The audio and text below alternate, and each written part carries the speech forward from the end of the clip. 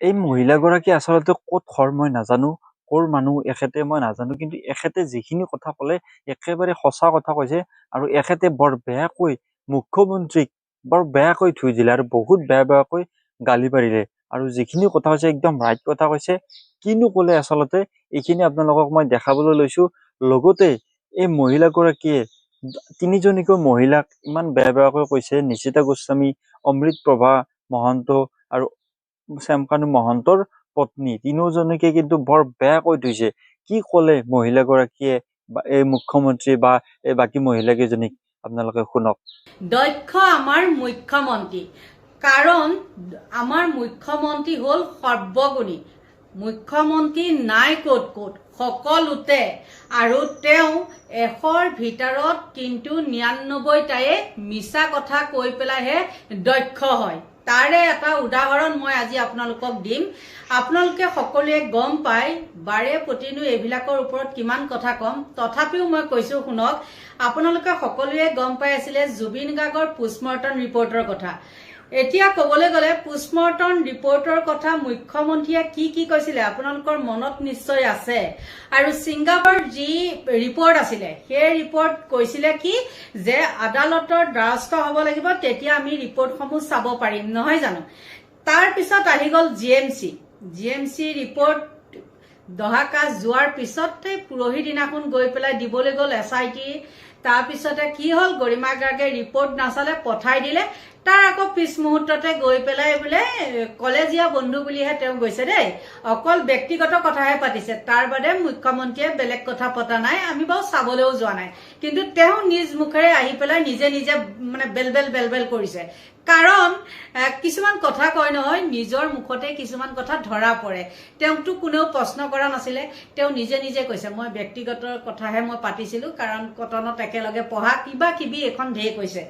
বাৰু সেইটো আমি মানি লৈছো। আৰু গৰিমা গাৰ্গে কাৰ হেঁচা পাই পেলাই ৰিপৰ্ট নাচালে সেইটো ভগৱান জানে, ওলাব নিশ্চয় পিছত। কাৰণ ৰাইজতকৈ কোনো ৰজা হ'ব নোৱাৰে। ৰাইজে ৰজা পাতিছে, ৰাইজে আকৌ ৰজা ভাঙিবও পাৰে। সেইটো কথা কিন্তু মুখ্যমন্ত্ৰীয়ে জানি লোৱাটো ভাল।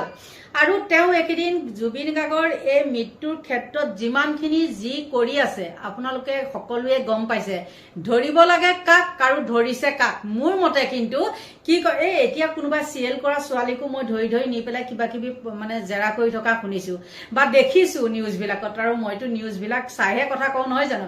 কিন্তু মই মানে কোৱা মতে, মোৰ ফালৰ পৰা, মোৰ অনুভৱৰ পৰা মই কওঁ, তাত ছিংগাপুৰত যোনসকল গৈছিলে সকলোকে জেৰাৰ সন্মুখীন কৰিব লাগে।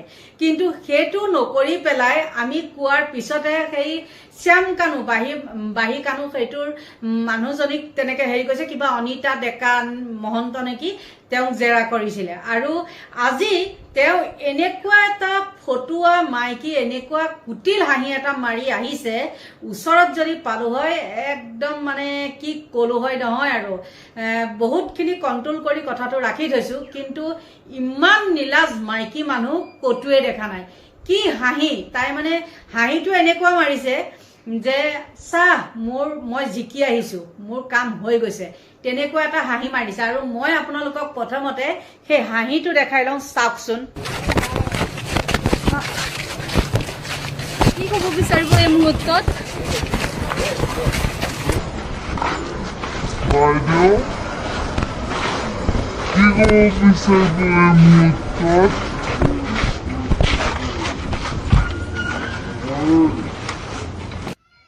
দেখিলানে, 2 ছেকেণ্ড 3 ছেকেণ্ডৰ এটা হাঁহি আৰু আছিলে, কিন্তু মই সেইটো লগাই দিয়া নাই। কিয় জানেনে, ইমান দীঘল কৰিবলৈ মন নাই। আৰু এই মাইকীজনী কিমান নীলাজ হ'ব পাৰে চাওকচোন। আৰু তাই বোলে আজি কিবা কিতাপৰ মাজতে এখন চিঠিও নিছিলে, কিন্তু চিঠিখন পাই গ'ল বাৰু, চিঠিখন হেৰি কৰিবলৈ নিদিলে, তেনেকুৱা এটা নিউজো পাইছো। বাৰু যি কি নহওক, আমাৰ মুখ্যমন্ত্ৰীয়ে কি কৈছিলে আপোনালোকেতো নিশ্চয় গম পায়, যে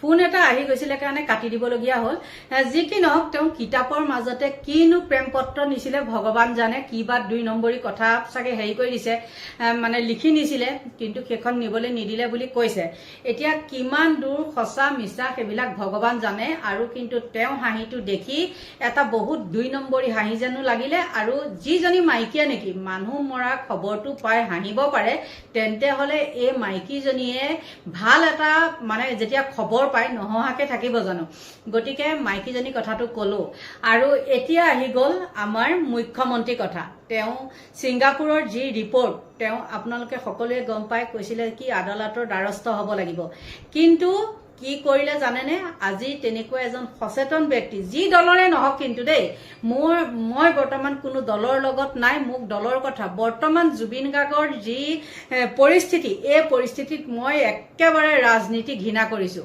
কোনো দলকে মই এতিয়া সমৰ্থন নকৰো মুঠতে আমাক ন্যায়হে লাগে গতিকে সেই ৰিতম সিং নে কি তেওঁ গৈছিলে মুখপাত্ৰ হয় কংগ্ৰেছৰ আৰু তেওঁ হয় এজন উকিলো গতিকে তেওঁ গৈছিলে কিবা কিবি তেওঁ নিয়ম নীতি কৰিবলৈ দিলে কৰা মেলাৰ পিছত যিখিনি তেওঁ মানে তথ্য পালে যিখিনি তেওঁ মানে সমস্যাৰ সন্মুখীন হ'ল মই সিদিনাখন এটা ভিডিঅ'ত কৈছিলো যে এইখন যে কৈছে আদালতৰ দ্বাৰস্থ হ'ব লাগিব কিবা হ'ব লাগিব আপোনালোকক মই কৈছিলো যে এইবিলাক যেতিয়া আমাৰ সাধাৰণ শ্ৰেণী মানুহ জানো যাব পাৰিব আৰু যেতিয়া যাব তাত এখন দৰখাস্তৰ সেইখন দৰখাস্তৰ অনেকটা কিবা কিবি উলট পালট কৰি পেলাই লাষ্টত আমি গুচি আহিবলগীয়া হ'ব ঠিক তেনেকৈ এই মুখপাত্ৰজনো গুচি আহিবলগীয়া হ'ল তেন্তে হলে চাওকচোন আমাৰ মুখ্যমন্ত্ৰীয়ে কিমান সঁচাকৈ কিমান দক্ষ আৰু এটা আচৰিত কথা কাজদহা যাবলৈ পালেহে তেওঁ ভাবিছে বাপৰে আমি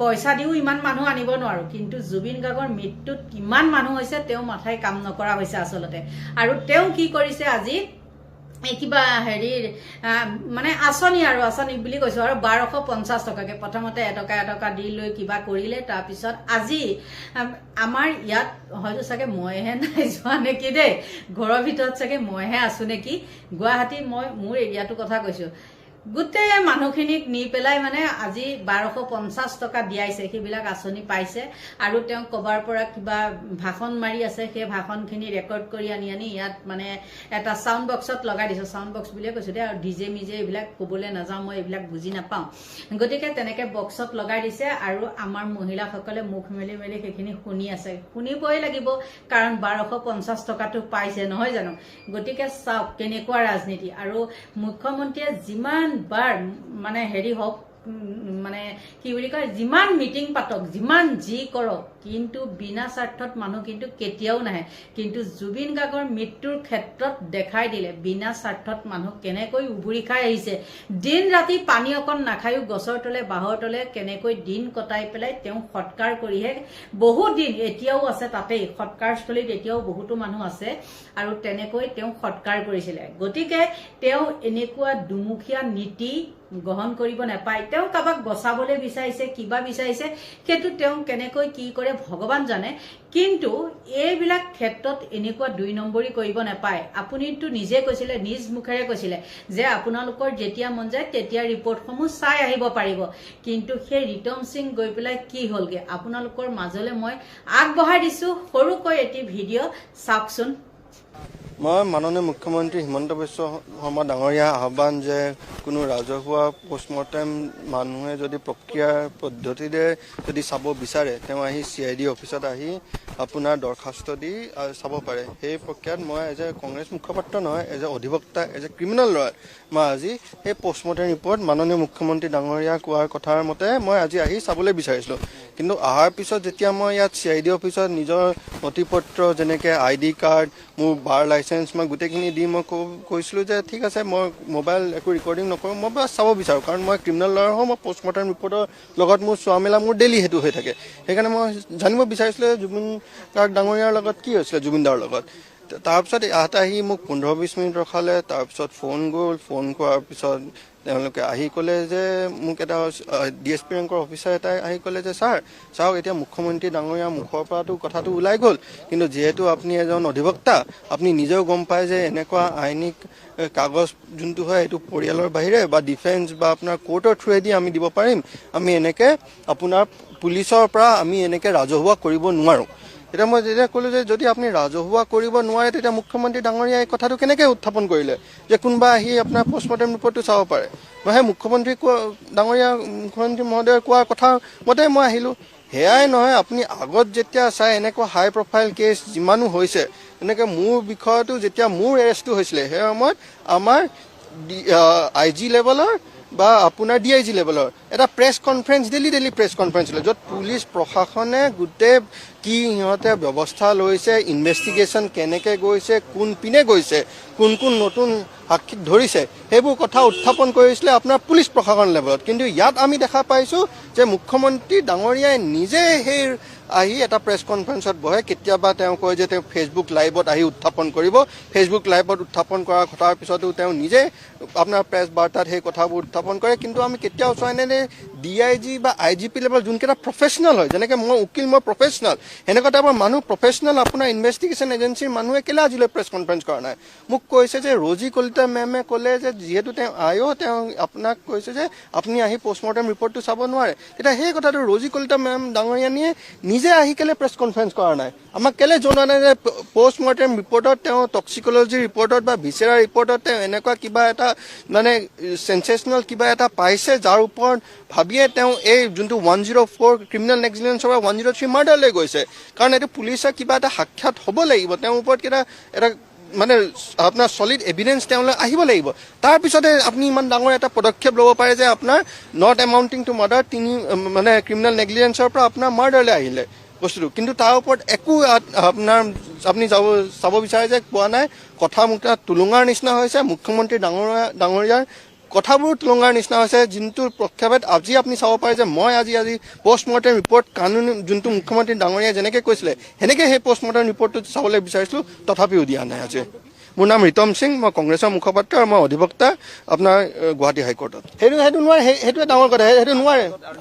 আদালত প্ৰক্ৰিয়াটো এইটো হয় যে আপোনাৰ CGM কোৰ্টত আপোনাৰ দৰখাস্ত দিব লাগিব, PI কোৰ্টৰ পৰা আপোনাৰ থ্ৰু ভায়া প্ৰচেছ সেইটো যাব লাগিব। কিন্তু মুখ্যমন্ত্ৰী ডাঙৰীয়াই যিহেতু কৈ দিলে নিজৰ মুখৰ পৰা যে আমি আহি CIDৰ অফিচত কোনো এজন সাধাৰণ মানুহ আহি চাই ল'ব পাৰে, তেওঁ এইটো ৰাজহুৱা কৰিব নোৱাৰে। ঠিক আছে, মই ৰাজহুৱা কৰিব নিবিচাৰিছিলোঁ, কিন্তু মই as a lawyer, as a criminal lawyer, আৰু মই মুখ্য ন্যায়াধীশ গোটেই ইণ্ডিয়াৰ তেওঁৰ অফিচত মই প্ৰেক্টিছ কৰিছিলোঁ। মই জানিব বিচাৰিছোঁ যে আমাৰ জুবিন গাৰ্গ ডাঙৰীয়াৰ লগত কি ঘটিছিলে, তেওঁৰ যোনটো এই পষ্টমৰ্টেম ৰিপৰ্ট দুটা ৰিপৰ্ট, সেই দুটা ৰিপৰ্টত কি আহিছিলে এনেকুৱা তথ্য যাৰ ভিত্তিত 104 পৰা 103 হ'ল। কিন্তু নাই, আজি একো ক'বলৈ সাহস হোৱা নাই, আৰু আমাৰ মানে পুলিচ প্ৰশাসনো মানে ওলাই অহা নাই এই কথাটো উত্থাপন কৰিব। দেখিলে নিশ্চয় আপোনালোকে সেই ৰিতম সিঙে কোৱা কথাখিনি বা শুনিলেও। গতিকে আপোনালোকে চাওক কিমান নিষ্ক্ৰিয়। আৰু সঁচাকৈ জুবিন গাৰ্গে কৈছিলে যে পলিটিক্স নকৰিবা বন্ধু, কিন্তু জুবিন গাৰ্গৰ লগতহে হ'ল পলিটিক্স। আৰু পলিটিক্স বুলি কোৱাৰ লগে লগে কেনেকুৱা যে পলিটিক্স হৈছে, এতিয়া সেই নৰ্তকীকেইজনী যিকেইজনীয়ে জুবিন গাৰ্গৰ লগত গা ঘেলাবলৈ তাত গৈছিলে, ইয়াত জুবিন গাৰ্গৰ লগতে তেহেঁতে গান গাই উঠিলে বা কিবা হ'ল, এইবিলাক নাজানো আৰু কি, কিন্তু সেইকেইজনীয়ে জুবিন গাৰ্গ মৰাৰ পিছত আকৌ ভাবিছে আমি বেয়াটো কৈ দিলেও এতিয়া আৰু আমাক কোনেও ক'বলৈ নাহে, তেনেকে বুলি ভাবিছে সেই নৰ্তকীকেইজনীয়ে। আৰু সেইকেইজনীয়ে এইবিলাকৰ পৰা কৈছে বুলি ভাবিছে। এইবিলাক তেহেঁতক যে সময় দিয়া হৈছিলে ইমান দিনৰ পিছত, সিমান দিনৰ পিছত, এইবিলাক এখন নাটক অখৰা চলি আছিলে। অখৰা বুলি কয় গাঁৱত আমাৰ এইবিলাক, ইয়াত বাৰু ৰিহাৰ্চেল কয় ন, আমি গাঁৱত একে অসমীয়া গাঁৱলীয়া ভাষাত আমি অখৰা বুলি কওঁ। গতিকে সেই অখৰা চলি শেষত এটা বদনাম দি দিলে কি, মানে জুবিন গাৰ্গৰ চৰিত্ৰ একেবাৰে লেতেৰা। কিন্তু সেই চৰিত্ৰ লেতেৰা মানুহটোকে আকৌ ষ্টেজত সাৱটি ধৰে নিশিতা গোস্বামীয়ে। গতিকে এইখিনিয়ে আছিলে হেৰিটো ভিডিঅ'টো আৰু আপোনালোকক কওঁ মই যদি কিবা আপোনালোকক নক'বলগীয়া কথা কৈছোঁ বা নজনা কিবা কথা যদি মই কৈছোঁ তেন্তে হ'লে একদম ক্ষমা কৰিব আৰু মই যি পাওঁ নিউজত পোৱা কথাবিলাকে মই আপোনালোকৰ লগত শ্বেয়াৰ কৰোঁ দেই মই মনে সাজি কিছুমান কথা হোৱাই নোহোৱাই নকওঁ গতিকে আপোনালোকৰ পৰা এইখিনিতে লৈছোঁ বিদায় বাই বাই